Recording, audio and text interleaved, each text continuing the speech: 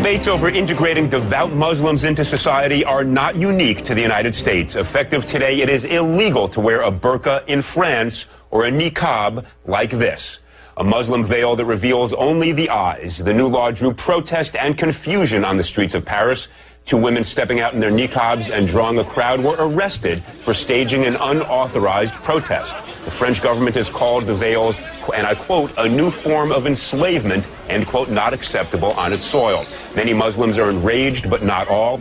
I'm joined by Hiba Ahmed, a writer for the blog Muslim Matters, who's against the ban. She's in Albuquerque. And Mona El Tahawi, a columnist on Arab and Muslim issues, who wants to see the ban extended everywhere. She's joining me from Washington. Welcome to you both.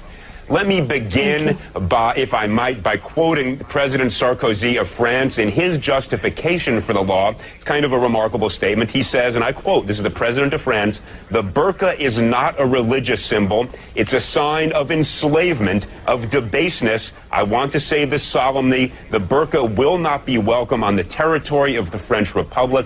We cannot accept in our country women imprisoned behind a mask, deprived of all social life, of their identity." So, Mona, let me start with you. You want to extend this ban across the world. Do you agree with President Sarkozy that merely because somebody wants to dress like this, they choose to dress like this, they shouldn't be permitted to do so?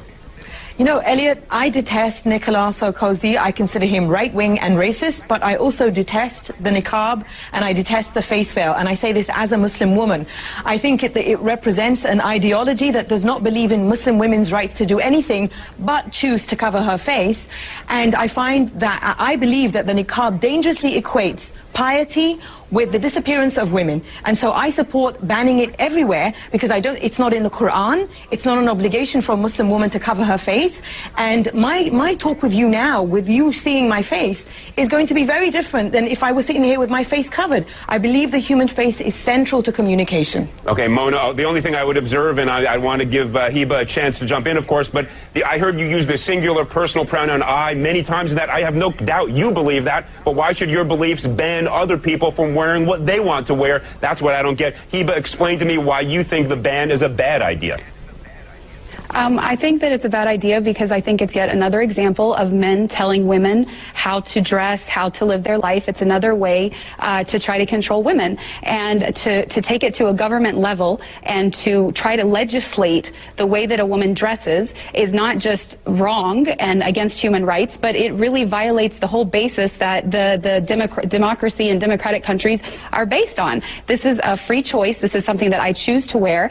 I disagree that it's some right-wing ideology. It is something that is permitted in Islam. I have a master's degree in mechanical engineering, and I am free to do whatever I want, and this is a choice that I want to make. And just because somebody doesn't accept my interpretation of Islam or personally like it, doesn't mean that we can use laws to violate people's freedom of expression and freedom of religion. But let me just ask you this. When you go to the airport, you understand there are going to be obligations. They're going to have to check you for security like they check all the rest. When you get a driver's license, do they take a picture with or without your veil on? Absolutely. I want everyone to know that as a Muslim woman, as a Muslim in America, I am just as concerned about safety and security as everybody else, and I have no problem whatsoever accommodating any security issues that come about when I enter a bank, when I go to the airport, when I go to the DMV. I show my face, and actually in Islam, we are required to show our identity when we're in a court system giving testimony. This is absolutely something that is essential for the security and identification of people, but that doesn't mean that I should be banned completely from what I choose to do. Okay, Mona, let me jump in here. There are lots of types of dress that I look at and I don't like them. I think they're degrading. I think they're oppressive. Lots of things I see teenagers wearing that, I'm now viewed as old-fashioned by a lot of, my kids perhaps. I don't go around saying we should pass a law banning it. Isn't that fundamentally violative of the First Amendment? What possible reason can there be legally to say to somebody, you can't dress the way you want to dress? Actually, Elliot, the government does tell people how they can and can't dress all the time. You cannot walk outside naked. There are many states here in the U.S. where 3 or more people cannot be together in public with wearing a face mask. So the government actually does legislate over our wardrobe, but everybody conveniently forgets that. I would like to ask Hiba, once I'm done talking, if she works, because we've been on media shows together where we've been on opposite ends of this argument. And I know from what she said before that once she started covering her face, she stopped working. So my argument is, and this is not just about I understand what the point that you were making earlier, Elliot.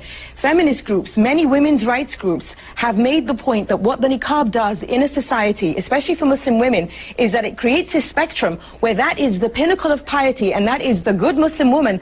And so of course it affects me. In France, where this ban is going in effect, Muslim women's rights groups there support it because they find that Muslim women who live in the French housing projects have been put under tremendous pressure by the Muslim right wing to give into the niqab. And when they speak out, they are told, it's basically, they become these political pawns. Yeah, that's why I said I oppose Sarkozy, but I oppose this on women, because what choice do women have besides covering their face? This ideology doesn't recognize Muslim women's rights. Mona, I just have to push you on one thing here. There are certain prohibitions on the way people dress, or you mentioned nudity, that don't dress, that are in fact imposed upon us by law, but none of them that I'm aware of relates to a specific religion and says if you are a devout member of a religion, you cannot dress in a way that is you are obligated to practice your religion, your choice of faith. Can you think of any example like that? Because I can think of 1,000 other laws, if this were upheld, that suddenly we would limit all sorts of things that people do for their religious beliefs because we don't agree with it.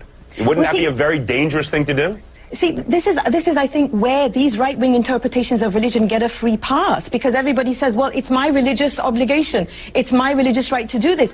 Let's look really at what we're talking about here. We're talking about the disappearance of women justified in the name of them becoming closer to God. So the closer you want to become to God, the less of you, the more you disappear. This Mona, I don't feel that I have disappeared at all. Well, one at a time. We disagree. Guys, one at a time. Habib, Hiba, excuse me, jump in. Tell us, has anybody forced you to do this? Is this something you're doing of your own free will?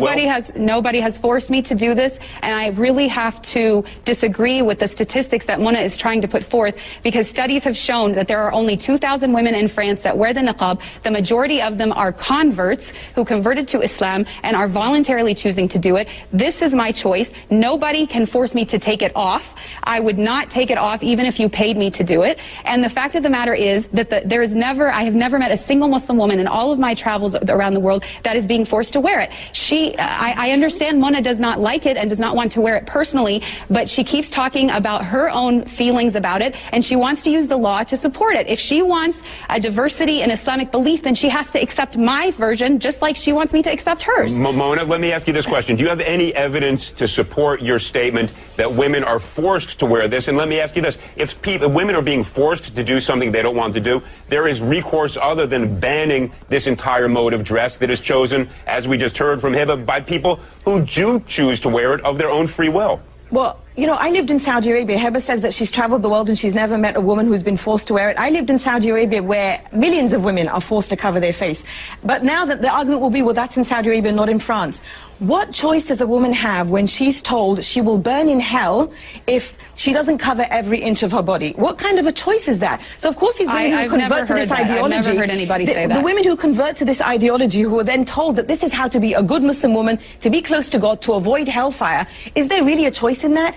And I believe when you have a law like this... You know, I told you, I detest Sarkozy. I consider him racist. But I will not sacrifice Muslim women's rights in order to uphold the Muslim right wing, which I believe is misogynist. With a law like that, a woman can tell her husband or any male relative who is forcing her to dress like this, the law says I don't have to dress like this. Mona, let's not deal with Saudi Arabia. Different customs, different laws. We have a First Amendment. No, I was talking about France. I was talking about France. Wait, hold on one second. In the United States, we have a First Amendment that gives people the right to practice religion as they wish. Do you not think that a law that in the United States that would ban this form of dress would violate the First Amendment permission to practice religion as each individual sees fit? Well, this comes back to religion again. Everything is allowed just because someone says it's their religious belief. You know what I think? No. Mona, you're going to jump in. Hold 1 second. It's banned or permitted until there is some compelling state interest on the other side, but it's got to be an overwhelming interest. What is the overwhelming interest that would justify us in banning a type of dress that people choose as a result of their religion? Well, all the reasons I just gave you, but I will repeat. I believe that this is genuinely harmful to Muslim women because it creates this pinnacle of piety in which a Muslim woman is told, this is the closest you can get to God, and she's disappeared. I'm no longer here. You don't even know who I am. The face is central to communication. And not just that, it objectifies women. The pinnacle of objectification. Look, I agree with much of what you're saying, but not as a matter of law. Hiba, you know, you get the last word. You haven't gotten a fair time on this one. Give it the best 15 seconds you've got. Thank you. Basically, I want people to know that when I choose to cover this way, it's because I am fighting against a systematic oppression against women in which women's bodies are being sexualized and objectified. This is a different perspective and a different form of empowerment in which I think when I'm in public, my sexuality is in my control, and people have to deal with my brain and who I really am and not judge me by my body. And if we want to really talk about the oppressive situation of women, let's talk about all of the eating disorders, all of the plastic surgery, all of the unhealthy diets that are being done, all in the name of having the perfect body. To me, this is liberating and this is empowering. Mona keeps saying, I believe, I believe, I believe. Well, we don't make laws based on what Mona believes or what anybody believes. All right, guys, it's based on whether or not... This is clearly not an issue we're going to resolve in the next 10 seconds. I want to thank you both, Hiba Ahmed and Mona El Tahawy. Clearly a passionate and important debate.